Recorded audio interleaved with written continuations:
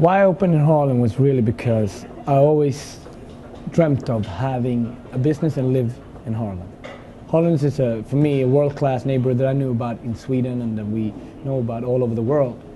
And I always, as I lived in New York, I always found it fascinating that New Yorkers go all over, but yet to do dining, Harlem wasn't necessarily included. You had obviously Sylvia's and Rayo's and even Lennox Lounge, but in terms of the dining scene, it wasn't necessarily connected. So I felt there was a space there.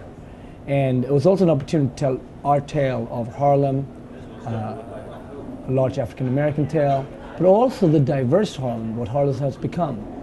Latin, Jewish, mixed, just a tale of New York.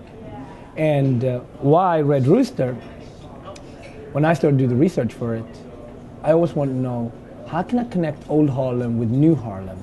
And then with those two as pillars, we can create the future, right? So I started to read about where all the musicians and the writers and also the laymen used to go back in the day. And this place, Red Rooster, came up. And I said, where James Baldwin, when Adam Clayton Powell, when Nat King Cole went before his gig, but also where the guy who worked in the library and the local lawyer went, and the barber guy. I was like, well, I want to have a place today where the poem of today and the post office worker of today and the politician and the singer of today is gone. The food at Red Rooster is based on American comfort food, right? But then it's also done through my lens, which is on one leg has Ethiopia and Africa, and one leg has Sweden, right? So there will be dishes like Helga's meatballs, and there will be dishes like chicken and egg that are not rooted in America at all, but there are like a thick Dorawat chicken Ethiopian stew that you can eat with your hands, or gravlax that I grew up with. But it will also be fried yardbird. It will also be wonderful French toast when you come on for brunch. There will also be stuff like collards, but it will also be Latin cooking, because if you look east of us, there's a huge Latin community. So I like to say American comfort food through my lens. Harlem, like any community, has changed enormously, right? But of course, since you have, Harlem has probably been a little bit slower in its change.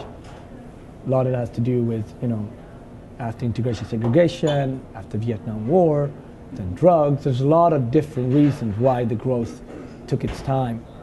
I think what we did here at Red Rooster was to listen to both sides of the conversation and work a lot about including the older generation, hiring from within the community, and within that, if we have felt like it's the majority of the people that work here come from Harlem, they will be the greatest ambassadors for Red Rooster. So change happens everywhere, but when you have a racial component on top of it, and when you have money on top of it,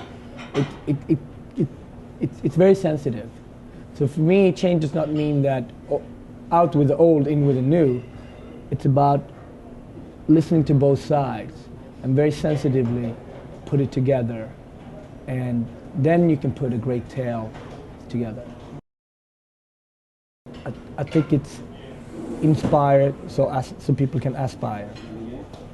It's very, very important for me that it's about including the community. You can't be on 125 and Lennox and don't take your responsibility. We're lucky, we're fortunate, we work hard. I work every day. My staff works hard. Well, what next is to keep giving everything I have into Red Rooster and Food Republic and giving people good content and good experiences with food. So much noise out there, but giving quality and value and give people a lot of jobs. I'm proud of the fact that we have 75 jobs, created 75 jobs here in Harlem with Red Rooster. And a lot of these young men and women would not be in fine dining. They've never been spoken to. They're cooked at fast food restaurants and served there, but right now it's about putting dignity. Like, we have an incredible field, and this is about dignity and putting a human face to the cooking of Harlem. I'm living it. This is absolutely living my dream. I'm an immigrant that came to this country with a vision, with $300 in my bucket. And to say, I wrote 3 letters. I wrote to Oprah, I wrote to David Letterman, and I wrote to my partner, my former business partner, and I got in. And with that, I knew I would bust my chops and do as well as I could possibly could. But once you go beyond that, it's not all about you. It's about creating jobs. It's about telling a story that needs to be told. And it's about bringing people together and for them to leave with dignity and learn a little bit more about themselves and about ourselves. And inclusion.